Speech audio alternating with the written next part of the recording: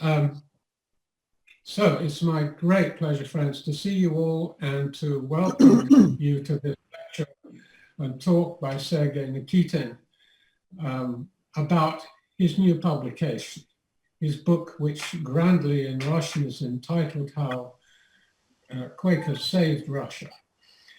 We should put this on the map if nothing else does. And but it's really true. Квакеры спасали Россию. And I don't have the paraphrase in front of me.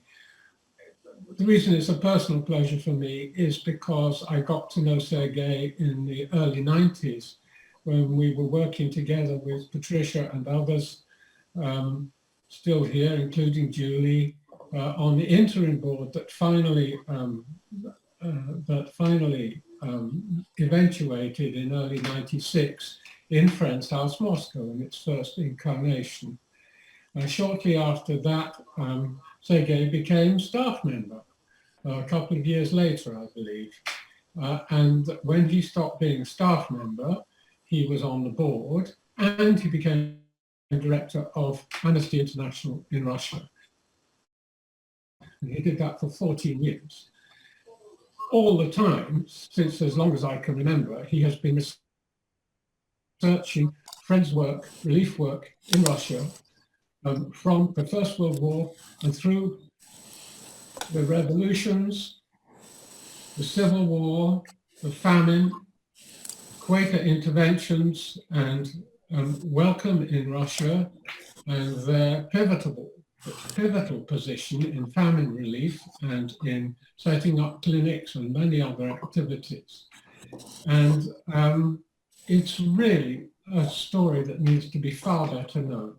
Sergei has been working away at this for many years now and in great detail. And I had the privilege to get to know him again after not being in very much contact for many years, about 3 years ago, when I realized, I saw him on Facebook, he was already publishing reams of detail about this work. And it's fascinating and it's moving.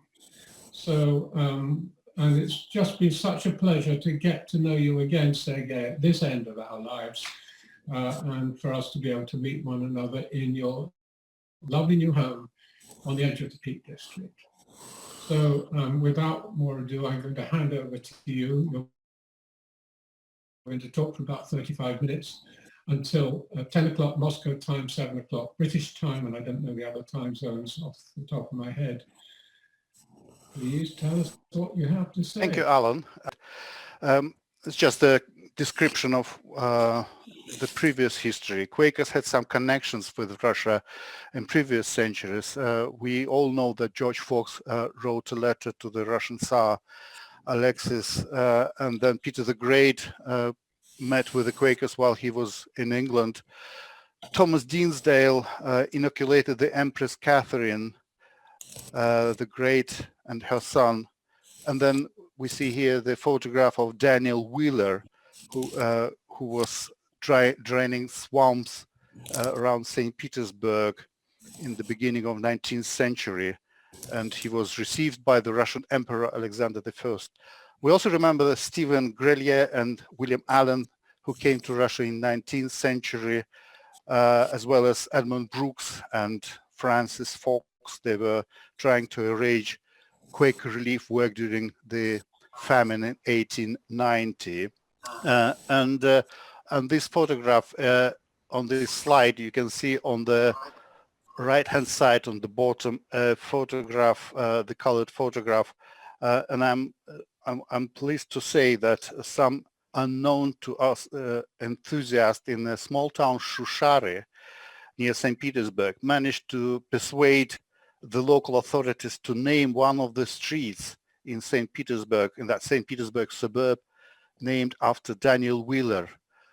Daniel Wheeler, his family was buried in St. Petersburg, and I remember that Peter Dyson went to this Quaker graveyard in Shushari. The photograph in the center is actually the tomb, the grave of Daniel Wheeler's wife and daughters. So it's very nice to know that the name of Daniel Wheeler has not been forgotten, and it's now one of the streets in that small town, Shushari, bears the name of Daniel Wheeler. Interesting part of history of relation between Quakers and Russia is that Quakers were trying to move to Russia. They even sent a request in 1799 to get a permission to move to Crimea. There was a correspondence. I found these documents in St. Petersburg archive, and I was really impressed with the fact that there was an attempt for Quakers to set up a colony, but they were not allowed to move to Crimea. German colonists were allowed to move to Crimea, but not Quakers, so it didn't happen then. Now we're moving to the 20th century. The First World War brought all the troubles all over the world, and including Russia, who was also participating in the First World War. The Friends War Victims Relief Committee, which was re-established in September 1914, had a specific concern about refugees and the civilians who were forced to leave their homes and move to other places. Quakers were really concerned about it. So they were working already in some European countries on the continent. In 1916, it was decided to send a group of Quakers to find out how things are, how the situation with refugees in Russian Empire. So 4 Quakers whose names are listed on the slide: Joseph Burt, Theodore Rigg, Robert Tatlock, and William Cadbury. They went to Petrograd, which was the capital of Russian Empire at that time. And in Petrograd, they had several meetings with officials. They met with the Minister of Interior there. Then they moved to Moscow, where they met with the head of the Union of County Councils. They met Countess Bobrinsky, and she was the chairwoman of one of the Moscow relief committees. And it was there when Quakers found out that the proportion of the refugees to the normal population was enormous in the town of Samara, which is some 600 kilometers away from Moscow towards east. So the number of refugees in Moscow and Petrograd, as you can see, was far bigger than in Samara, but compared to the local population, the situation was really difficult in the city of Samara. William Cadbury was going back to England at that time, and the 3 of the Quakers, they moved to Samara, and then in Samara they were received by local authorities, and the local authorities in Samara said that the most appalling situation is not in Samara itself, but in a town of Buzuluk. It was the town with population of 20,000 people at that time, and it was surrounded by a county which was populated by nearly 500,000 of people. On this slide you can see a photograph, the old postcard of Buzuluk, what it looked like in 1916, and a photograph of the 3 Quakers, Joseph Burt, Theodore Rigg, and Robert Tatlock, with the local authorities. It was taken before the revolution. That's when Quakers' relief work began. It was decided to, it's a picture of the map, the geographical vision. So you can see on the bigger map of Europe, you can see where Buzuluk is located compared to London, compared to Petrograd. So that you can see the 3 red dots. These are London, Petrograd, and Buzuluk. It was decided, so once the Quakers get to Buzuluk, they traveled around a lot, and it was quite a big county. You see that's 25,000 square kilometers, and what was decided to do, bearing in mind that the capacity of the small group and the capacity of the Friends Committee, they decided to reopen hospitals in two villages, the villages of Lyubimovka and Andreevka. The doctors had gone to war, so the hospitals were there, but there was no medical personnel there. They also decided to open the ambulance in the third village of Bogdanovka, and they also decided to open an orphanage and a hospital in a village called Mogutovo. What was wanted, four things were wanted: medical assistance, medicine, drugs, boots, footwear, and clothes. So this report was sent back to England, and first groups of Quakers moved to Buzuluk somewhere in August 1916. I'm going to describe the work which was done at that time. So talking about the orphanages. On the left-hand side, you can see quite a big photograph of the Mogutovo house. That's how they call it. It was a big building which was empty. It used to belong to a tobacco merchant, Mr. Bostanjoglo.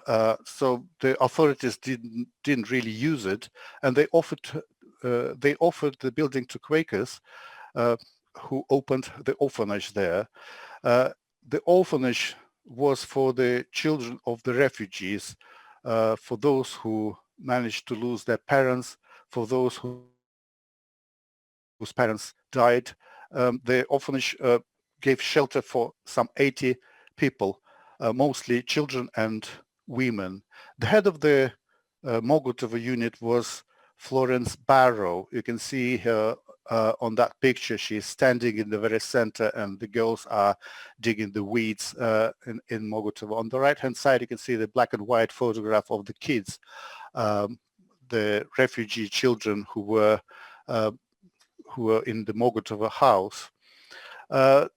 By May 1918, so the orphanage existed for 2 years, and by the month of May 1918, the orphanage had to be closed down for the number of reasons, and partly because the children were distributed among the families of other refugees, so there was no great need in that particular orphanage. But there was a need to take care of another orphanage, which was in the monastery of the Transfiguration of the Savior in the Buzuluk. On the right-hand side at the very bottom, you can see a nice picture, colored picture of that monastery.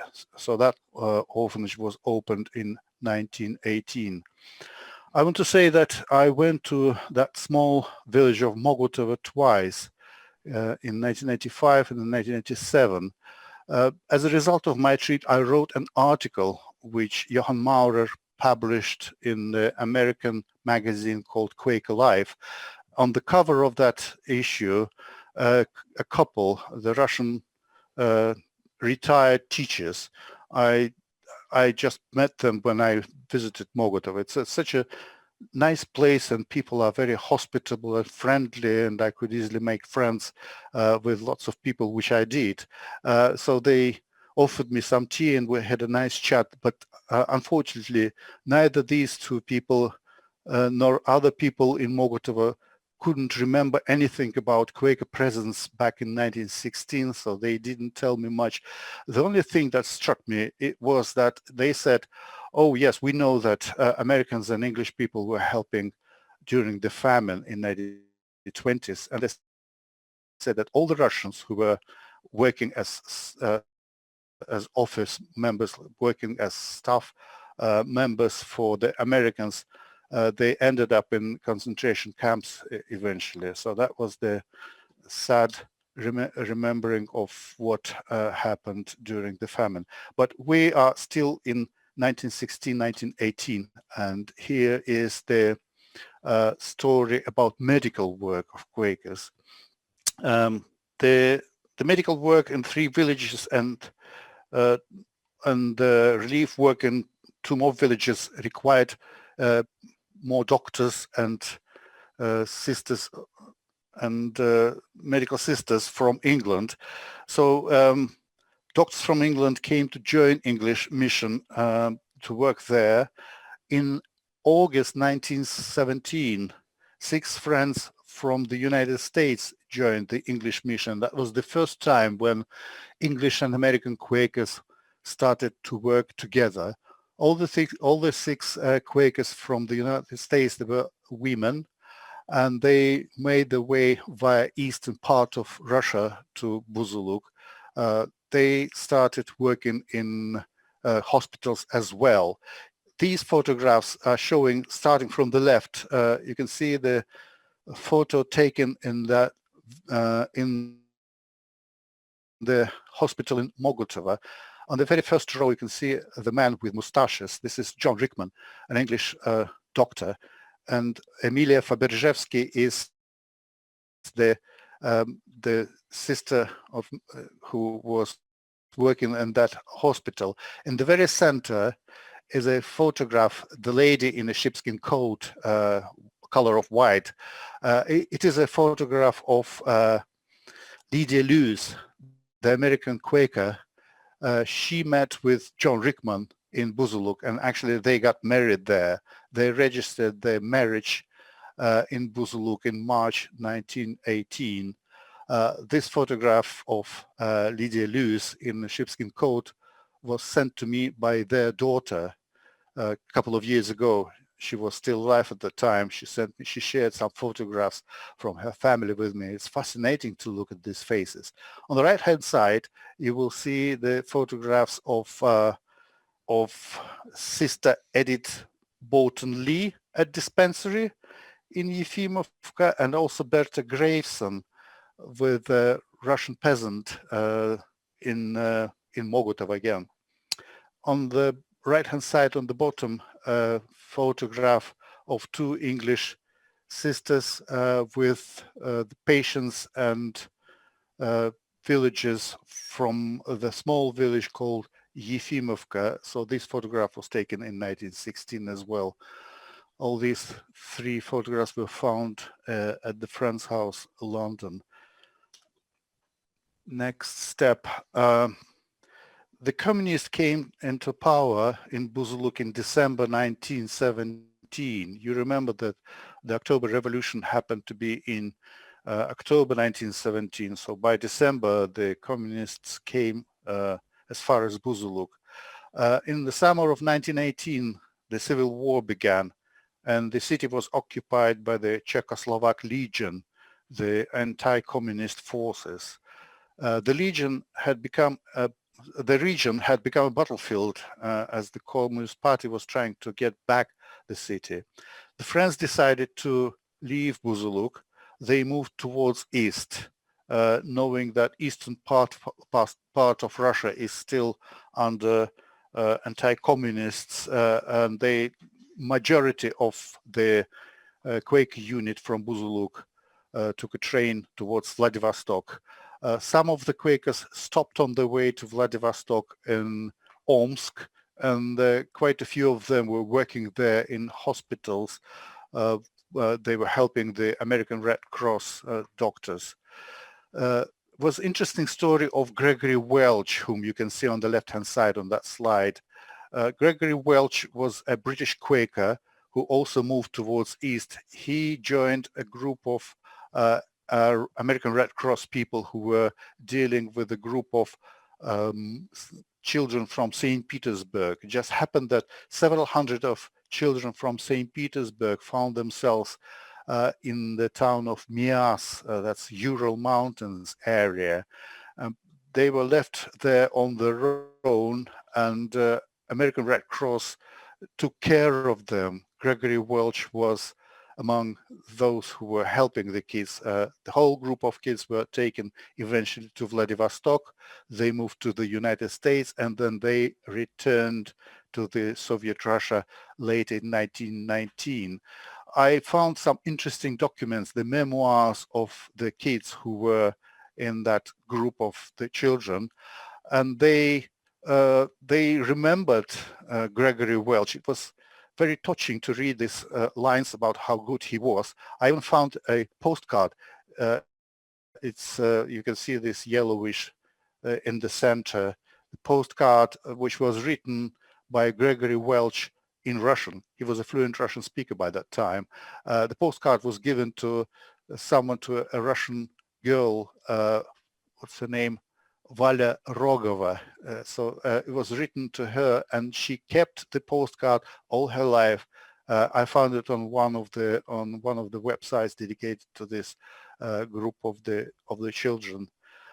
And again, you can see John Rickman in the center with mustaches, and above him it's a document which I found in one of the British museums. It's a pass which was issued by the Bolsheviks to John Rickman, which saved his life. I was sharing this story in my book. Then only two people from the Quaker unit didn't go towards east. They were Theodore Rigg, the British Quaker, and Esther White. You can see them here on this slide. And they too, it was decided that they would go to Moscow. They took care of 4 children colonies, which were located in Tamov and Voronezh region. So they spent quite a few months until they left Russia in 1919. And that was the end of the first part of the Quaker Russia history. The Quaker mission eventually left the country, but they really wanted to come back, and they did so in the year of 1920, literally next year. So the Quakers were trying to get back, and they just wanted, they knew that the situation in Russia was very difficult, particularly for the children.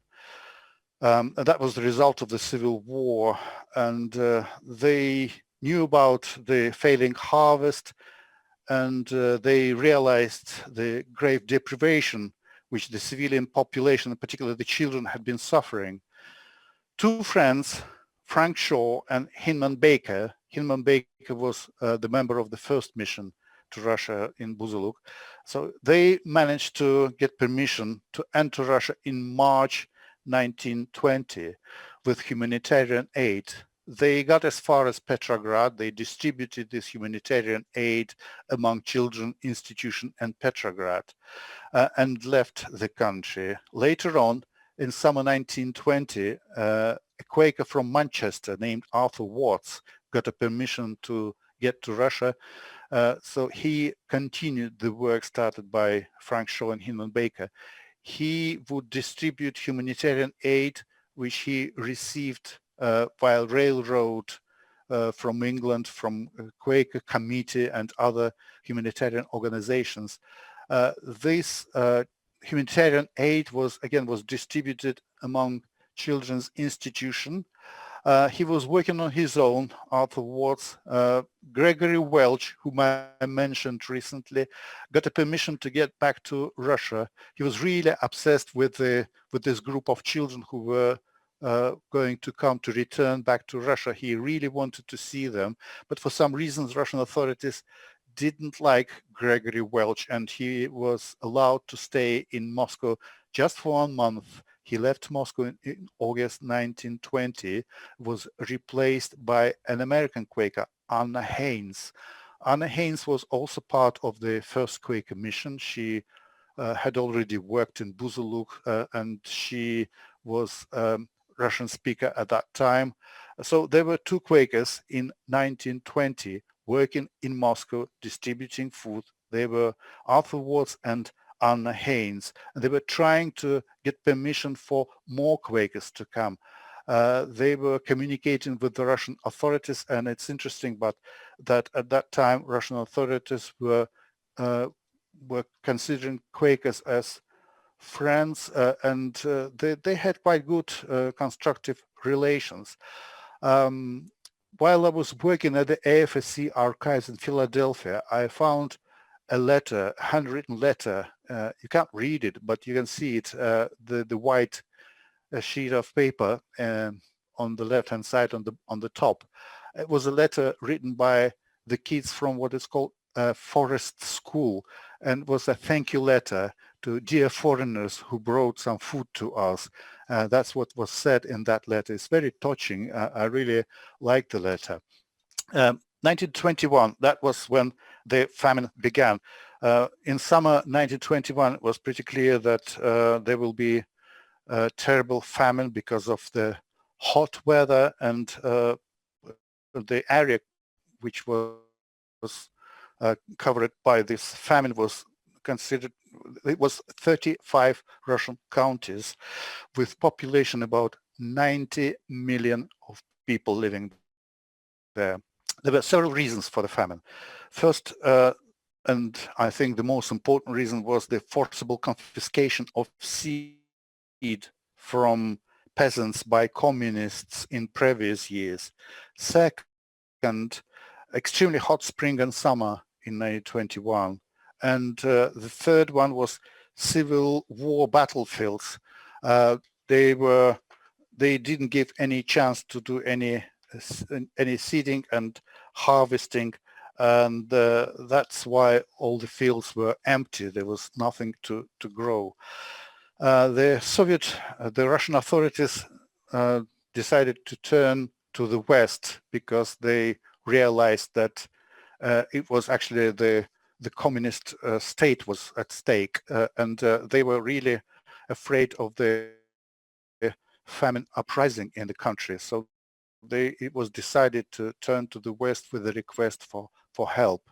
The Russian writer Maxim Gorky wrote a letter to Hoover of the American Relief Administration, and the help was granted.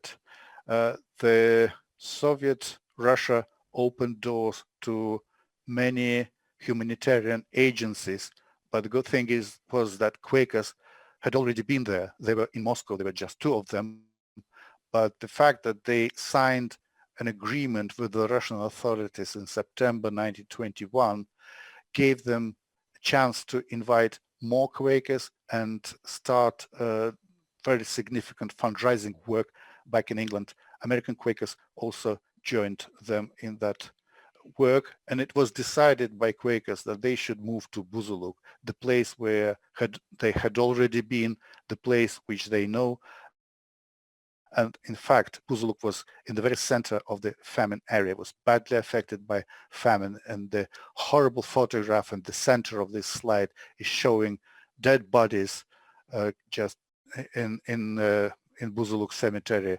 People just couldn't bury them because of the cold weather, and there was nothing to eat, so everyone was very weak to do any burial there. Quakers started feeding. The feeding program began in September 1921. So once the agreement was signed, the first 2 carloads of food and clothes came to Samara and further to Buzuluk. It was brought by Anna Louise Strong, an American journalist. She was not a Quaker himself, but she was hired by Quakers because she was a good journalist. He could write small, short pieces which were essential for fundraising back in the United States. I read a lot of documents in many archives, and the most interesting documents were found in the Buzuluk archive. It provided me with the figures which had never been published before. In fact, Quakers by the summer of 1922 were feeding 84% of the starving population of the county of Buzuluk. The Buzuluk region was fed by Quakers, and we are talking about nearly 500,000 people saved from death, from starvation. The food came from England or from the United States by sea. It got as far as the capital of Estonia, which was called Revel at that time. From Revel, the food would go by train to Petrograd, then to Moscow, and then from Moscow to Buzuluk. From Buzuluk, it was distributed all around the region. There were about 900 kitchens where people would receive food. The rations or the children would come and eat there. Here are some photographs I found in the archives showing how it all worked. In addition to food, Quakers got involved into medical program. They were opening hospitals, inviting doctors from England and from America. The Society of Friends was actively recruiting workers with a variety of skills. An English doctor, Ethel Christie, there she is in the center, she volunteered to go. She was not a Quaker, she was just found out about the horrible news from Russia, and she decided to help somehow. So she started learning Russian, and by the time she moved to Russia, she was a fluent Russian speaker. She opened malaria clinics in Buzuluk and also in other places. There were also other people who were helping Quakers. I put two photographs of the Quaker ladies. Here are Violet Tillard and Mary Patterson. They were two nurses from England who died because of the typhus. One of them was buried in Moscow. I was trying to find her grave, but I failed. Another was buried, Violet Tillard was buried in Buzuluk. Her grave no longer existed, just erased from the earth. I couldn't find it either. Because of those two deaths, Quakers published an invitation to doctors in the British magazine Lancet, and as a result of it, Melville Mckenzie, an English doctor, he is sitting on the horse, came over and he organized the medical work in Buzuluk very well. He was planning to come for a few months, but he stayed in Buzuluk for more than a year. I read his memoirs and letters back home. It's a very interesting material. Describes how it was, what it looked like to organize medical help. I even wrote a story which was published in the British weekly Quaker magazine, The Friend, about Melville Mckenzie saving the area from cholera and also typhus. On the left-hand side, you can see the colorful picture. You can see children are queuing to get their quinine from the malaria clinic in Buzuluk. Talking about the picture, the picture was drawn by Richard Kilby, a British Quaker, who was there in that area along with his brother Ernst. They both were conscientious objectors. They came from a small town, Wells, next to the sea. And apart from the job, from the relief work they were doing, Richard Kilby was very keen on drawing and painting. There was a nice collection of his drawings and paintings. It was kept at the Wells next to the sea. When I saw it, I mentioned this fact in Samara, and I was very glad that the Samara Russian Orthodox Church authorities really wanted to organize an exhibition of his works, and it did happen in the year of 2010. I was there, Peter Dyson was there, some other friends were there. It was a great event. The exhibition was open in the city of Samara for a month and then returned back to England. Another story, Rebecca and Harry Timbers. They were two Americans. She was a nurse, a specialist on typhus, and Harry Timbers was a specialist on tropical medicine. Both Quakers. They met in Poland in 1921. They got married there, and then from Poland they went to Russia. They worked with the American unit, Quaker unit, in the village of Sarochinsk. It's not far from Buzuluk. You can see them, the photographs, they're quite young, apparently taken from the first trip to Russia, because they've been to Russia twice. Then this bigger photograph, I like it very much. It just shows, this is the American unit. The picture was taken in Sorochinskaya in summer 1921. In the very center of it is Hula Harvey. She was the head of the American unit, American Quaker unit there. And Harry is here, the man in the jacket with his hand in the pocket. And here is Rebecca. So they were there working. I think they spent 6 or 7 months there. Harry was working on a tractor, and Rebecca was working in a hospital. They left Russia in 1923 to return back in 1937. They were really obsessed with the idea of helping Russia to build new society. Unfortunately, they didn't spend much time in 1937 because Harry contracted typhus and died. Rebecca returned back home to the United States with their 2 daughters. I was very glad to meet Rebecca personally. That was back in 1996 when I was at Pendle Hill Quaker Studies Center. I arranged a trip to New Jersey where Rebecca Timbers, aged 100 years old, was at elderly people's home.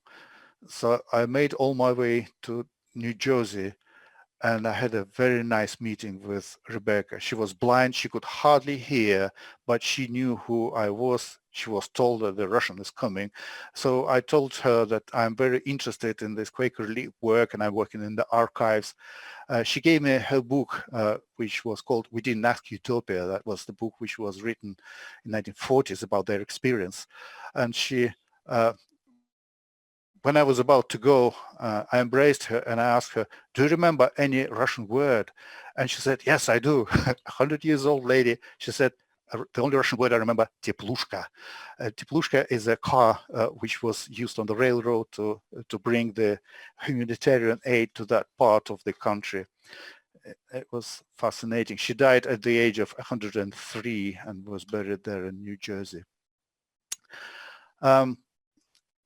When the famine was over, that was in 1923, Quakers were asked to stay. The local authorities really relied on the Quaker help. And then, well, since the feeding was no longer that crucial, Quakers got involved into reconstruction.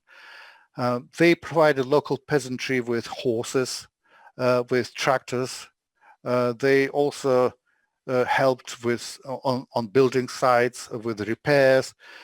These photographs, you can see a Russian who was responsible for the horses business. That's a grandson of a famous Russian writer, Leo Tolstoy, Ilya Tolstoy. On the left-hand side, the photograph of Ilya standing next to the American Quaker Mr.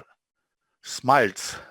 They together traveled hundreds of kilometers towards east to buy horses, to bring them back, and to give the horses, to lend the horses, to sell the horses at a very small price to the local peasants. That was a great job, and Ilya Tolstoy was very much involved. I read a couple of books about that business, about the horses delivered to the peasants, and it's quite a unique story.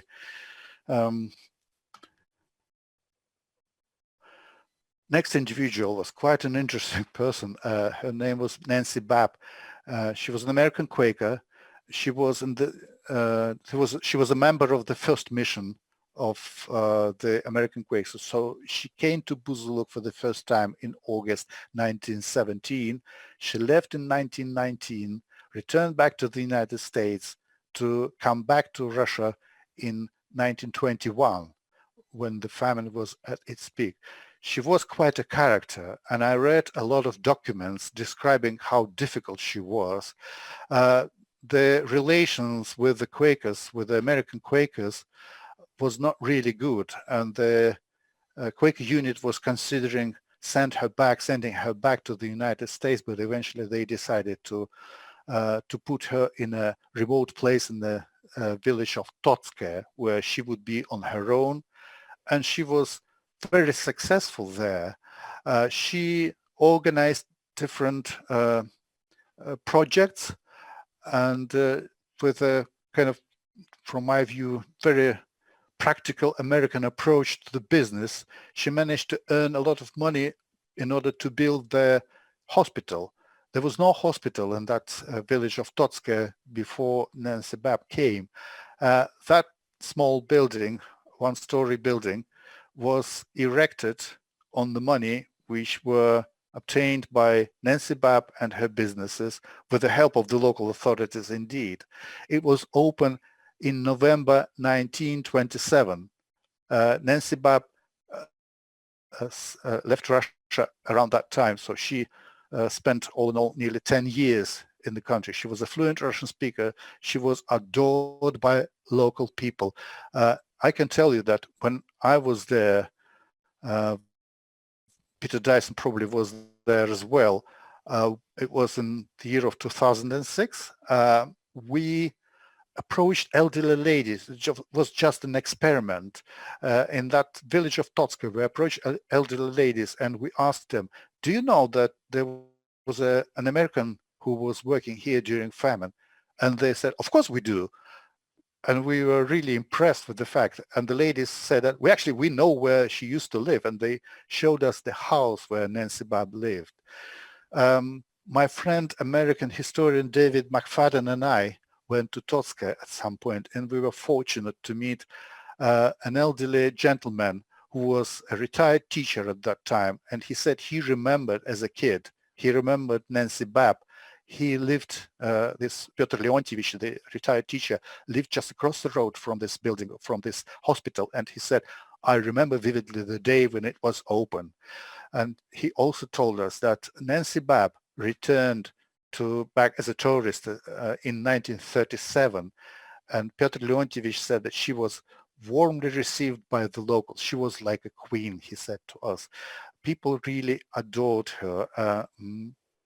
And while I was working at the Friends house in Moscow, I was fortunate to get in touch with Nancy Bapp's niece. We exchanged a couple of emails, and the niece wanted to contribute something to this. It's no longer a hospital there in that building. It's a youth center. So the Nancy Bapp niece wanted to contribute some kind of financial support to this youth center, which I facilitated. And I'm glad to say that the youth center, they have a small museum dedicated to Nancy Bapp. The most exciting thing was that the memory plaque was opened by the local authorities on the wall. You can see in the very center of this slide the picture of this plaque on the wall of that building. So I'm very proud to say that Quakers are remembered in that small village. Sergei? Yes? I'm just doing a little time check with you. It's about 10 minutes to 10 o'clock. Just time checking with you. Okay, I'll be very quick. This is a story which I described in the British magazine, The Friend. It's about the correspondence of a local Russian, Sergei Kelep, with the American mission. The story was interesting because Quakers were not supposed to hold any proselytation work, so they wouldn't do any what was called religious propaganda. But when they received letters with the questions, why did you do that? Why did you feed us? What's the point? They would respond. They would reply to these letters, and you see the quotation. The Quakers, that was from the letter written by Edwin Whale, the American Quaker, to Sergei Kelep, a railroad man. The Quakers are simply trying to put in practice the way of living which Jesus taught. It was a very interesting and touching story about Quakers being very accurate with avoiding proselytism. Quaker embassy in Russia was the idea that Quakers had from the very beginning. The Russian authorities offered quite a big building in the center of Moscow to Quakers, and that was the building, the Quaker Center existed until 1931. In the very center of this slide, you can see Olga Tolstaya, who was the first Russian Quaker. She was a frequent visitor of that Quaker Center. I also looked through all the telephone guidebooks of Moscow, and I found the address and the telephone number of the Quaker Center there in Moscow. On the left-hand side, a nice photograph of a lady. It was taken in 1913, but the lady was, later on, she worked with Quakers at that Quaker office, Olga Mansurova. All the people who worked at the embassy, at this Quaker Center, they had very interesting stories. I found out about some of them, some information about some of them. Others, I have no idea what happened to them. This is Edward Kent Ball, an English Quaker who was the head of the Quaker Center in Moscow until 1925, I think. From 1925 until 1931, there was Doris White, a Quaker from Ireland who was dealing with all these difficulties in the Moscow Center. So in 1931, Quakers were asked to leave the Soviet Union, but somehow they managed to maintain good relations with the Soviet authorities. So here are some photographs. You can see some of them. Some of you probably can recognize Roger Bartlett, who was part of the tripartite project. He was part of the working camp which was held in Russia in 1950s. You can also see the photograph of the Quaker delegation in 1952, when the Quakers were invited by the Russian authorities with Kathleen Lonsdale was the head of that Quaker delegation. They were showed around, and that was, of course, they were limited to meetings with officials, had no chance to meet with ordinary people, but that was still an interesting thing to happen. Peter Jarman shared with me his memoirs of being part of the of this festival in 1957.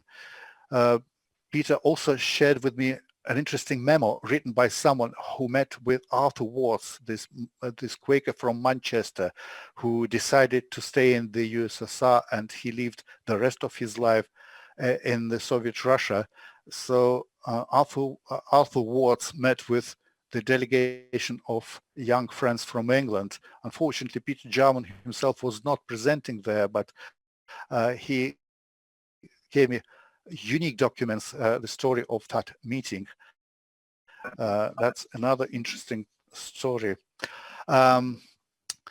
Return Quakers happened to be in 1991, exactly 60 years after the Quaker office was closed. So that was Peter and Roswitha who came as representatives. I remember that's when I met them. They visited me in my hometown of Gatchina. Then they were replaced by Patricia Cockrell and Chris Hunter. And Friends House Moscow, was established in 1996. So the Friends House Moscow was we could consider it as a Quaker embassy now. I think it's very important to have this fantastic Quaker office in Moscow working, keeping probably low profile, which is a wise thing to do these days. I put some photographs from the activities of Friends House Moscow. I'm sure you know better than I what is happening there. And it's a quotation from Theodore Rick, who was one of the enthusiasts of setting up a Quaker embassy in Russia. He said that we Quakers, with our knowledge of social service, may be able to give Russians guidance, but above everything, we can give Russians encouragement, and our friendly counsel is worth more to them and to the solution of Russia's problem than I can tell you. That's the end of the story.